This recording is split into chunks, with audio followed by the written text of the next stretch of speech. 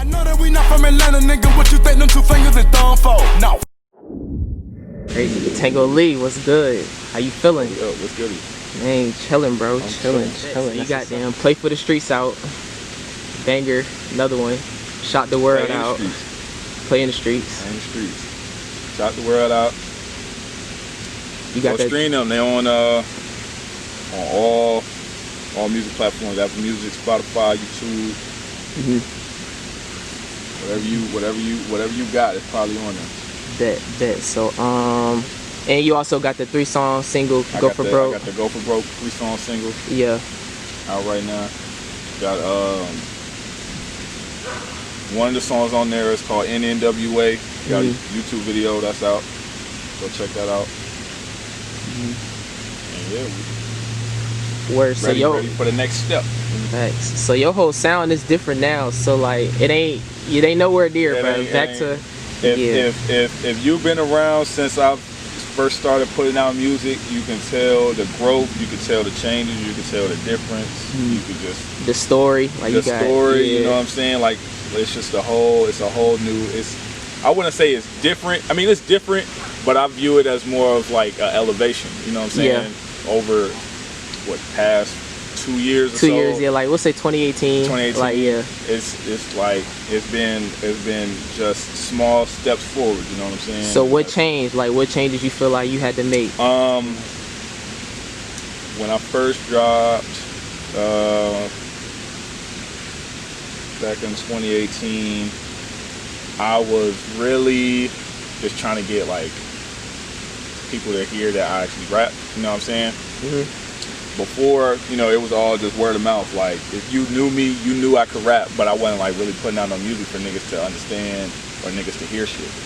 And when I put that out, it was like, okay, so this nigga really rapping. Had some songs on there, people was fucking with it, 2019, it was just a step up. Just had, you know, met some new people, you know what I'm saying? Got a new engineer. Came back to LA, or not to LA, to Atlanta.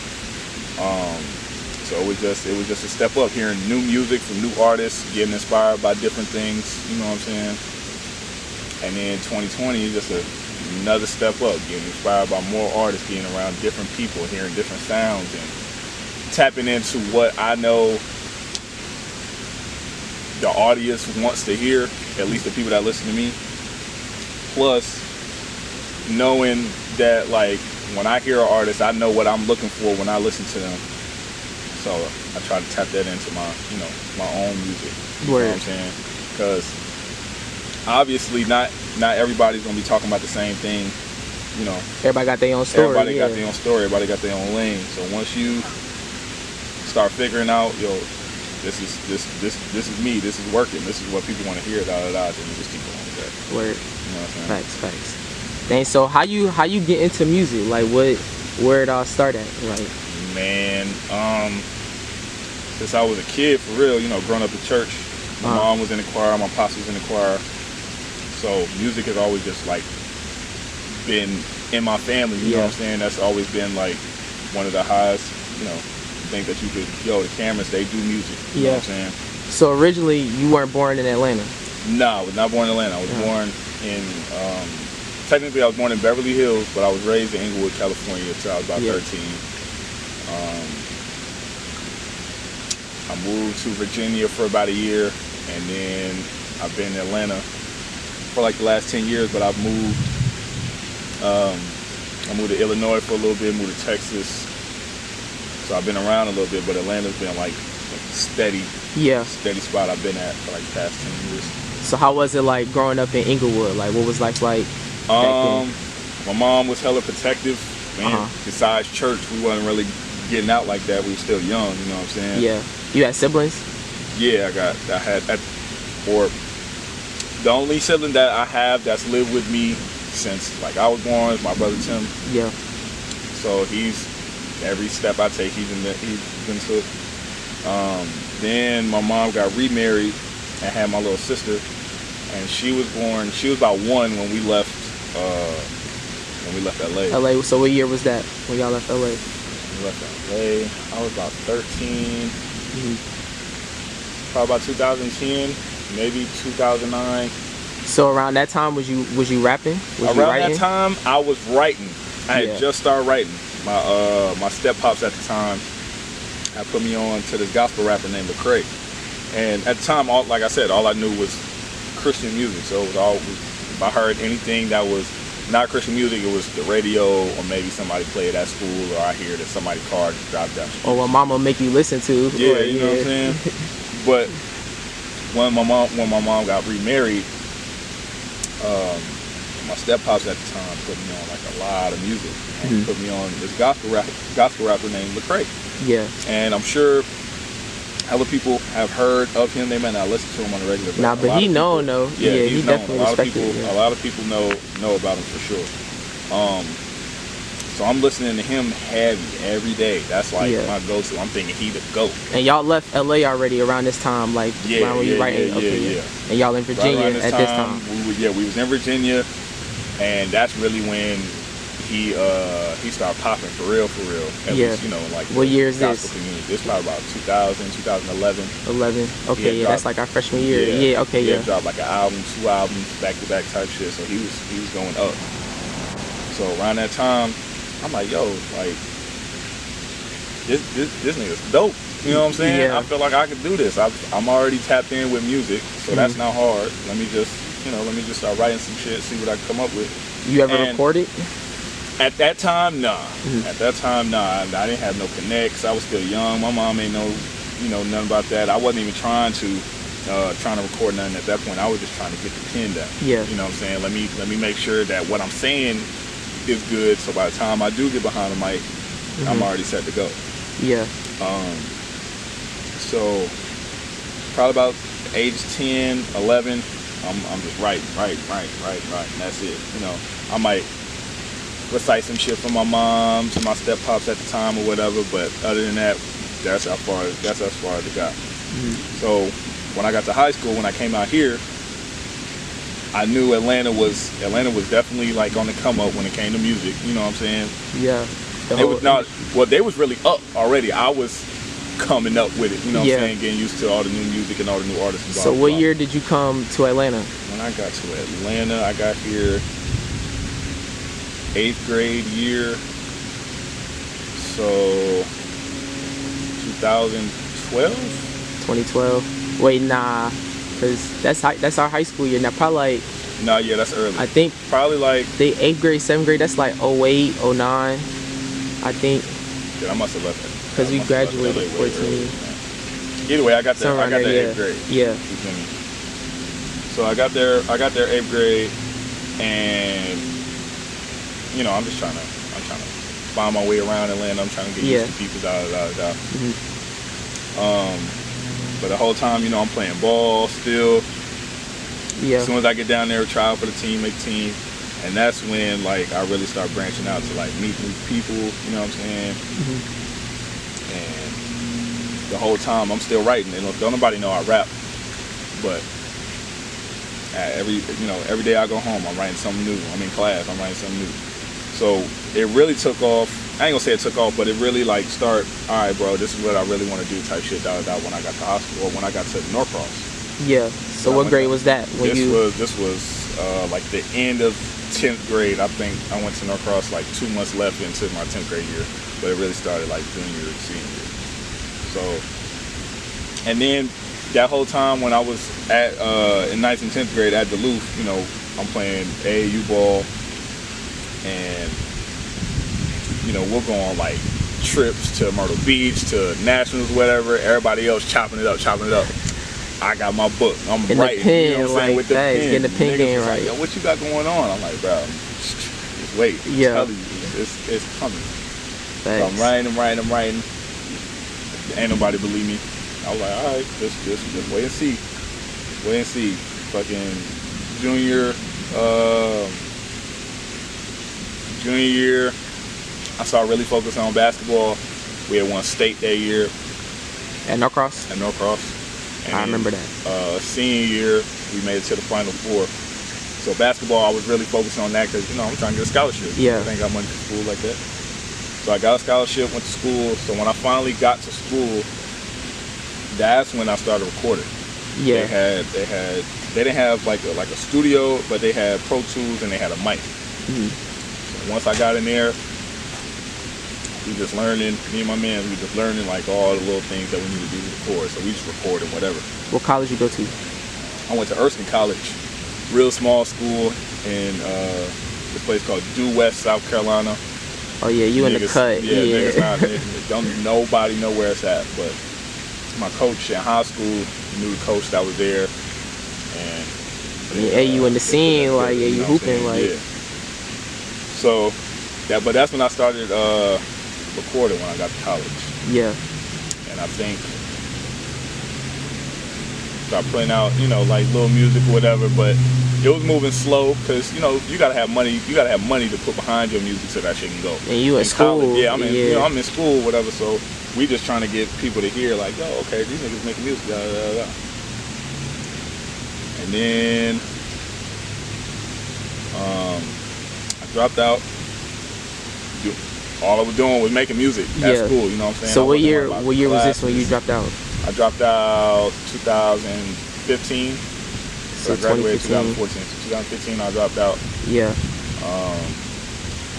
Came back to the North, started working.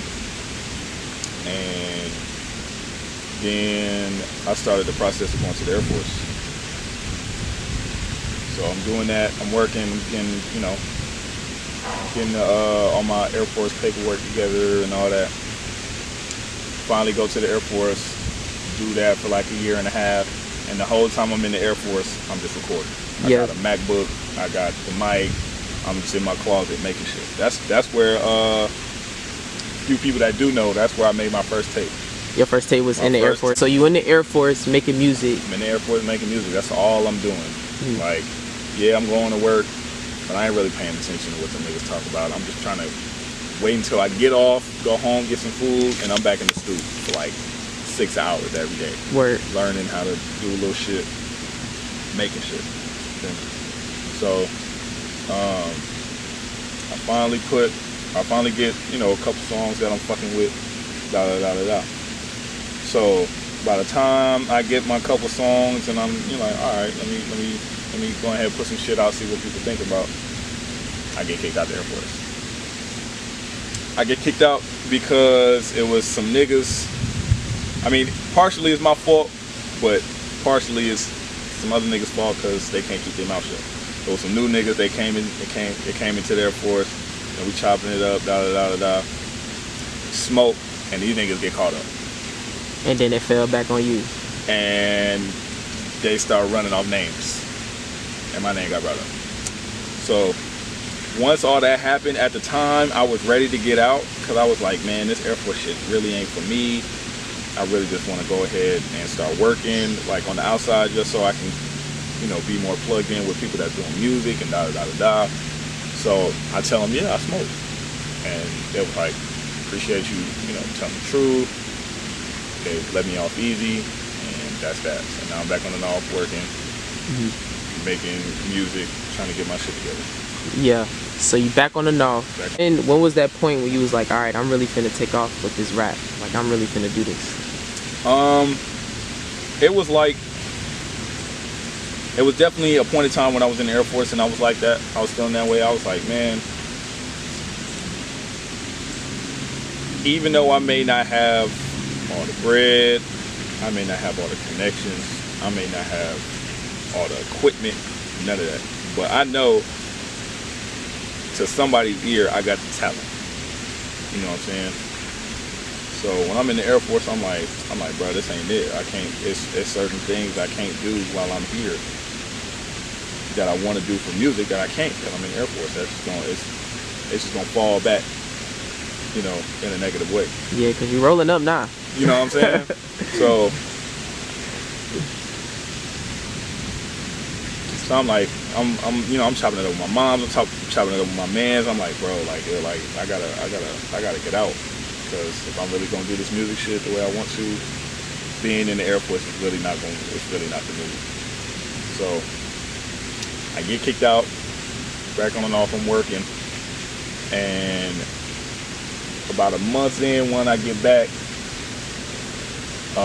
one of my mans had put me on with one of his homies that he knew from school, and we linked up at this studio. It really is at my man's crib, but he got it set up where it's like a real studio. He got the mic, he got Pro Tools and all that, everything nice. And that's when like really that was the next step versus, you know, me being in the closet recording. This was the next step. Even though it wasn't no real stew, it was somebody that knew what they was doing with the Pro Tools and mixing and all that. So got in there, and I've been going to him ever since. His name is Eli G. Eli G on the North. From the So North. you ain't know. 100 Eli G on the North on Instagram. If you need a studio to go to that's close, and need somebody to know what they're doing, that's my man. So what was the first thing that you dropped? Like, what was the first you put out and you felt confident? When I got back to the North? When you got back. Shoot. Actually, what year did you come back? What year was it when you came back? I got back 2017. No, that sound mad early. 2017. No, about 2017, I think. Either 2017 or 2018. My memory is real bad. But it was the summertime because I got back. It wasn't summertime. It was May. It was 2 days before Mother's Day. And I got back, spent Mother's Day with my mom's, and then I started, you know, looking for jobs to try to get, you know, bread. Yeah. So where you start working at? I was working at this moving company called College Hunks. Everybody worked there. Everybody worked there. You know what I'm saying? If you from the North and you stay on the strip, you know about College Hunks. So I'm working there. In the summertime, that shit was booming. I was getting some bread, trying to save up, and then once school started, that shit started slowing down. So I had to get another job. I started working at this place called Kubota, a little warehouse job. Was there for like a year, and then they started being on some bullshit. So I just had to move on from them. But the first thing I dropped though, I don't think I dropped no singles back then. I think I dropped the Go For Broke tape. Yeah. Last year, and I'm about it being like the first like full project that I had dropped before the one before that. What's your favorite song? Off the original Go For Broke tape, probably Landslide, but still out right now. Still out. Facts. So definitely go stream that. Landslide's out. NNWA and Mailman, they all on that Go For Broke 3-song single. And the video for NNWA. And the video for NNWA is on YouTube. Is there anybody you want to work with on the North right now, or just in general? Right now, in general, hell yeah. There's so many great artists out there that's just doing big shit. Obviously, Thug is like, you know, the godfather of Facts. of the new niggas on Atlanta, you know what I'm saying? So definitely would want to work with Thug. And there's so many other people: Drake, Kendrick, J. Cole, and then you got new niggas, Baby, Gunna, Lil Key. So if I'm working with whoever is trying to work. You know what I'm saying? A lot of bars in your music, you talk about your mom being the GOAT. Like, and Landslide, that dukes. bar is crazy. My like, dukes. Yeah. My mom's, man. There's nothing or no one that compares to my mom, man. It's really hard to explain without taking away from her greatness. You know what I'm saying? She's the most caring person I know. She's always putting somebody before her on her last. She's very motivational. Like, she don't listen to my music based off like some of the stuff I'm saying, you know, with cussing and females. Yeah, I can't play it in front of my mama, you know, But she still wants to be involved, you know what I'm saying? Like, my very first take, I went back to the studio like 6 more times just to make a clean version just for her. Damn, yeah. You know what I'm saying? That's how much, that's little shit like that. That's how much my mom means to me. My mom and my pops got a divorce when I was young, probably when I was about like 2 or 3 years old. So my mom's been the head of the house since then. Honcho. Yeah. Then my mom got remarried. Buddy was around for a while. Then they got, you know, and they got a divorce, and she's still being here. There's really no words that can explain how much I love and appreciate my mom. Word. When I say she the GOAT, bro. Word, like, word. She's the greatest of all time. Word. So I do want to say, man, your pops did pass away. Sorry to. Pops did pass away. So sorry to hear that, man. Yeah, how was y'all's relationship like growing up? Me and my pops relationship, it wasn't terrible. Like, you know how some pops, they leave and you don't never hear from them. Word. You know what I'm saying?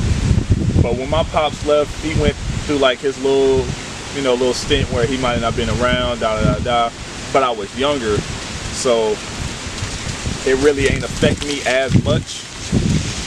So when I start getting older, he would, you know, we'd go to his house, hang out for like the weekend, or maybe be there for a week. So we had a little bit of relationship, but around the time that he passed,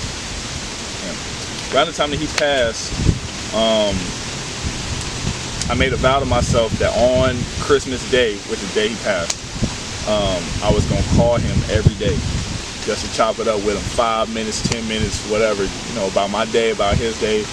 Keep that bond, yeah. Yeah, keep that bond. And he passed away the day that I was trying to do that. So, with that being said, don't give them motherfuckers them roses before they pass, girl. I swear. That's real. You're gonna regret it. That's real. You're gonna regret it. I haven't. The only thing I got to hear my dad's voice, he left me like a little voice message, and I got to save in my phone. I play it all the time. So, yeah, me and him relationship was cool. It wasn't the best, like how some people got it, but still, you know, it's my pops. Yeah. You know what I'm saying? So I always gonna have love and respect for him. Well, we know he looking down, proud. He saying you putting in work, you doing your thing. So what you want to drop next? What you want to do? Man, I'm so back and forth with shit, bruh. Right now, I'm really just trying to finish music. Before I even drop anything, my next like big thing that I want to do is maybe get a video out. I've been working so much, I haven't had much time. I'm trying to save for other things going on. But definitely want to get a video out. I got some new music on the way. My boys will tell you, I got some new shit on the way. Just got to get it done. Got to stay in the studio. And you'll see it coming. Whether it's 2020, whether it's 2021, 2022. The fans waiting, like, just know some shit is on the way. Word. And for some reason, I feel like, and my mans will tell you, like, even though I might not be as vocal with my music that much because I be having other shit going on, but every time it's time for me to drop, or every time I drop some shit, people be tuned in. They know. They be like tuned the real in. ones know, bro. They like, yeah, that boy Tango can rap. That boy Tango, he be doing this thing. He's gotta be more consistent with it. And I'll definitely hear y'all, and I definitely feel that, and we work it for sure. Well, it's good that you know that. Like, you can look in the mirror and say, okay, I know. That's like the one thing that I feel like a lot of people got to do. Is like, yo, you gotta look in the mirror and just talk to yourself, let you know that. Yeah, because you know, like, only you know. Only I know what the fuck going on. You know what I'm saying? So, word. Well, that's a fact. 2020 might be a fucked up year, but we working. We're still working. Working. Corona really a blessing if you to really keep it a being. Like, really been a blessing in disguise if we being honest, for sure. Facts. No cap. Facts. Well, I'm proud of you. Appreciate you, big bro. Love the work you've been putting out, man. Thanks for coming on Rich TV. Yes, sir. Appreciate you. Yes, sir. Definitely can't wait for the new music, man. Rich TV, tune in. Yes, sir. On me. You're right. I know that we not from Atlanta, nigga. What you think them 2 fingers and thumb for? No.